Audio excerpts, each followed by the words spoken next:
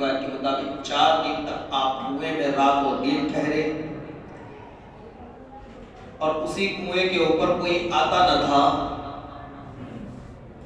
لیکن مالک بن زرعان جس نے حضرت یوسف کو خریدا، اب اس کی تھوڑی مختصر سی تاریخ دیکھیں کہ مالک بن زرعان نے اپنی 10 یا 15 سال کی عمر کے اندر ایک خواب دیکھا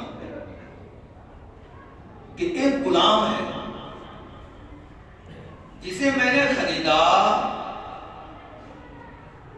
تو اس کے مدتوں مقدار میں آسمان سے سونا اور چاندی برسنے لگی۔ وہ بیدار ہوا اور بچپنگی سے، کیونکہ خاندان اس کا ایک ملک سے دوسرے ملک تک ساز و سامان بھیجا کرتا تھا، تو وہ بھی چلتا تھا، تو وہ بھی تلاش میں نکلا، اور جو بتایا گیا وہ حضرت یوسف علیہ السلام کے متعلق تھا کہ جس کا چہرہ ایسا ہے وہ تجھے نہ قریب ملے گا، خواب کے اندر دیکھا تھا۔ اب وہ 15 یا 10 سال سے ہر سال اسی راستے سے گزرتا اور کنویں پر آتا اور تلاش کرتا، پھر واپس چلا جاتا۔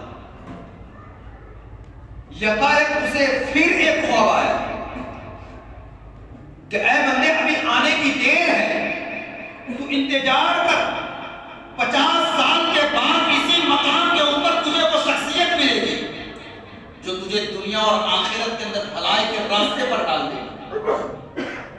وہ پھر بھی کہتے ہیں کہ میں سونے سے لدے ہوئے صندوق لے کر کے ہر سال آتا، ہر سال تلاش کرتا، واپس چلا جاتا۔ اب اسی درمیان جب حضرت یوسف علیہ السلام کو کنویں میں ڈالا گیا تو اس وقت کنویں کے اوپر پرندے ارد گرد منڈرا رہے تھے۔ اس کا قافلہ رکا کچھ دوری کے اوپر۔ مالک بن زرعان کے نوکروں نے آ کر کے کہا کہ پانی کا انتظام کرو، کھانے کی تیاری کرنی ہے، اگر قافلہ بھوکا رہا تو آگے چلے گا کیسے؟ مالک بن زرعان نے کہا یہاں پر قریب ایک کنواں تو ہے، لیکن جس کا پانی کڑوا ہے، پانی لے کر کے آؤ، شاید کوئی سازگار ہو۔ ایک نوکر جو حبشی تھا اس کا کنویں پر پہنچا، ڈول اور رسی کو ڈال کر کے پانی سے کنویں سے پانی نکالنے لگا۔ اسی وقت حضرت جبرائیل علیہ السلام نے حضرت یوسف علیہ السلام کے کانوں میں کہا اے یوسف، اب نکلنے کا وقت ہے، خدا کے حکم کے اوپر اب اس ڈول میں سوار ہو جا۔ حضرت یوسف علیہ السلام اس ڈول میں سوار ہو کر کے نوکر کھینچتا رہا۔ مالک سے کہا آج پانی بڑا بھاری نظر آتا ہے، لیکن کھینچتا رہا، آخر نکالا گیا۔ میرے دوست اور بزرگوں، پرندوں کا منڈرانا، جہاں بزرگان دین یہ فرماتے ہیں کہ اللہ کے معصوم فرشتے انسانی شکل و صورت میں ہر ایک کے سامنے نہیں آتے، بلکہ کچھ منظر ایسا بھی کرتے ہیں کہ انسانی شکل و صورت میں نہیں، پرندوں کے مانند وہ منڈراتے رہتے ہیں، اور یہی نہیں وہ نبیوں کی حفاظت پر مامور کر دیے جاتے ہیں، اور وہ حضرت یوسف کی حفاظت پر مامور تھے، وہی پرندے منڈرا رہے تھے، جسے دیکھ کر کے مالک بن زرعان نے کہا وہاں کنواں ہے، وہیں چلو۔ جب حضرت یوسف علیہ السلام ڈول کے اندر بیٹھ کر کے کنویں سے باہر آئے، مالک بن زرعان نے صورت کو دیکھا اور پھر کہا یہ تو وہی ہے، یہ تو وہی ہے جس کی تلاش کئی سالوں سے تھی، یہ وہی ہے۔ آپ کو باہر نکالا اور آپ کی شکل و صورت کو دیکھ کر کے کہنے لگا پہلے تو یہ بتاؤ کیا تم انسان ہو، جن ہو، یا فرشتوں میں سے کوئی، یا پری ذات کی اولاد ہو؟ آپ خاموش رہے اور پھر کہا میں نسل انسان سے ہوں۔ آپ اتنا کہہ کر کے خاموش ہو گئے۔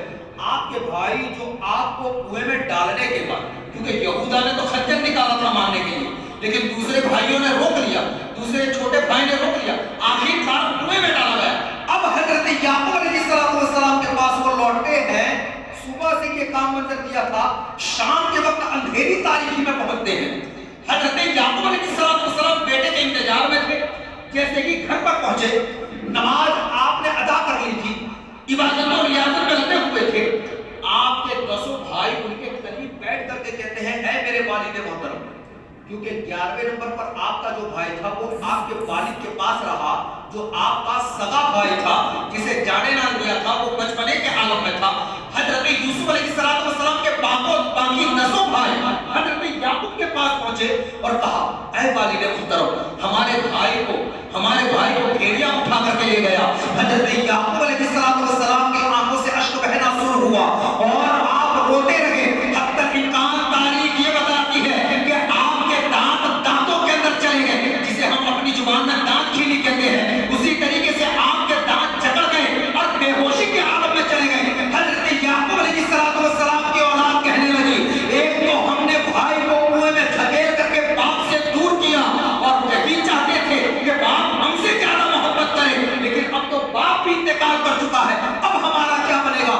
لیکن تاریخ یہ بتاتی ہے حضرت یعقوب علیہ السلام صبح میں جب آپ ہوش میں آئے, پھر آپ نے کہا, میں نے نہ کہا تھا کہ میں عنقریب جانتا ہوں کہ بچے کو بھیڑیا لے جائے گا. تب بھائیوں نے آ کر کے کہا کہ اے والد محترم, ہم شکار کی تلاش میں آگے نکل چکے, ان کو سامان کی حفاظت کے لیے وہیں بٹھا دیا, لیکن ہم کچھ دور نکل چکے. اسی درمیان تنہائی میں پا کر کے بھیڑیے کو بھائی اٹھا کر کے لے گیا, اور اگر آپ ثبوت چاہتے ہیں تو یہ خون سے سنا ہوا جبہ ہے, یہ کرتا ہے, آپ کے حوالے کرتے ہیں. حضرت یعقوب علیہ السلام نے آنکھوں سے اشک بہاتے ہوئے کرتے کو قریب کیا. آپ نے سنگھا, سونگھنے کے بعد کرتے کو پھیلا کر کے مسکرانے لگے. تبھی آپ کے بیٹوں نے پوچھا, اے والد محترم, کبھی روتے ہو کبھی مسکراتے ہو, وجہ کیا ہے؟ کہا, میں روتا اس لیے ہوں کہ یوسف مجھ سے دور ہے, اور مسکرا اس لیے رہا ہوں کہ بھیڑیا میرے بیٹے کو کھا گیا, اور کھانے سے پہلے کرتا بھی اطمینان سے نکال کر کے کھا گیا. یہ کیسے ہو سکتا ہے؟ جانور اگر حملہ کرے گا تو کپڑا بھی پھاڑے گا, لیکن یہ کیا بات ہے کہ یوسف کے جسم کا کپڑا بھی نہ پھٹا اور جانور نے اسے کھا لیا. تب کہا کہ ایک بھیڑیا تھا. اب یہ سوچنے لگے کیا کیا جائے. جنگل پہنچے, وہاں سے ایک دبلا پتلا بھیڑیا اٹھا کر کے والد کے پاس لائے. اس سے پہلے دانتوں کو توڑ دیا اور کہا, یہی وہ بھیڑیا ہے جس نے آپ کے بیٹے کو کھایا ہے. حضرت یعقوب علیہ السلام نبی ہے. حضرت یعقوب علیہ السلام نے حکم دیا, اے بھیڑیے, بتا کیا تو نے میرے بیٹے کو کھایا ہے؟ کیا اس کی شکل و صورت کو دیکھ کر بھی تجھ کو رحم نہ آیا؟ تب بھیڑیے کو انسانی شکل و صورت نصیب ہوئی. رب کائنات کی طرف سے الہام ہوا. یعقوب علیہ السلام سے بات کرتے ہوئے کہا کہ میں جانتا ہوں اے نبی, تم نبی ہو, تمہارا بیٹا یوسف بھی نبی ہے. میں جانتا ہوں تم نبی ہو, تمہارا بیٹا یوسف بھی نبی ہے, لیکن رب کائنات نے نبیوں کے جسموں کو کھانے کے لیے ہمیں حرام کہا ہے. ہم نبی کے جسموں کو نہ زمین کھا سکتی ہے نہ جانور کھا سکتے ہیں. یہ کھا نہیں سکتے, ہم پر حرام ہے. ہم عام انسانوں کا تو کھا سکتے ہیں, لیکن نبی کے جسم کو ہم نہیں کھا سکتے. اس لیے میں بہتان سے پاک ہوں, میں نے آپ کے بیٹے کو نہیں کھایا. تب حضرت یعقوب علیہ السلام نے کہا, کیا تم جانتے ہو کہ میرا بیٹا کہاں ہے؟ تب وہ بھیڑیا کہتا ہے, ہاں میں جانتا ہوں کہ آپ کا بیٹا کہاں ہے. تو کہا, بتاؤ. کہا, نہ یہ نہ بتاؤں گا. کہا, کیوں؟ کہا, یہ چغلخوری ہوگی, یہ چغلخوری ہوگی. کسی کی بات کو بتانا یہ چغلخوری ہوگی, اور یہ حق نہیں ہے, کیونکہ رب کائنات کا حکم ہے, اگر کوئی انسان کسی انسان کی چغلخوری کرتا ہے اسے جنت میں داخل نہ کیا جائے گا. تب میرے دوست اور بزرگوں, نبی کریم صلی اللہ تعالیٰ علیہ وسلم کے ذریعے اسی آیت مقدسہ کے ماتحت وضاحت کرتے ہوئے کہا کہ حضرت یعقوب علیہ السلام سے جس بھیڑیے نے بات کی تھی, رب کائنات نے اس کو بھی جنت میں جانے کا حکم دیا ہے. یہ بھیڑیا بھی جنت میں جائے گا. میرے دوست اور بزرگوں, اس نے کہا کہ میں تو یہاں کا نہیں, دور وطن سے آیا ہوں, اپنے بھیڑیا بھائی کی تلاش میں آیا تھا. حضرت یعقوب سے بات چیت ہو رہی ہے, آپ کے بادشاہ نے اسے اپنے قبضے میں لے رکھا ہے, وہ اسے چھڑوانے کے لیے آئے. حضرت یعقوب نے کہا, تم میرے بیٹے کے متعلق؟ کہا, وہ تو میں نہیں بتا سکتا, جو حکم خدا ہوگا وہی ہو کر کے رہے گا, اس لیے میں اس بات سے پردہ ہی رکھتا ہوں, لیکن میں دعا کرتا ہوں کہ رب کائنات آپ کے بیٹے کو آپ سے ملا دے. تب حضرت یعقوب نے کہا, میں یہاں کے بادشاہ سے دعا کروں, میں بادشاہ سے جا کر کے وکالت کروں گا اور اس سے کہوں گا کہ تیرا بھائی مجھ سے ملا دے. تب وہ واپس چلا جانے لگا. میرے دوست اور بزرگوں, آپ کے بیٹوں نے جب یہ سن لیا کہ ہمارے باپ کو علم ہو چکا ہے, لیکن آپ نے کچھ نہ کہا.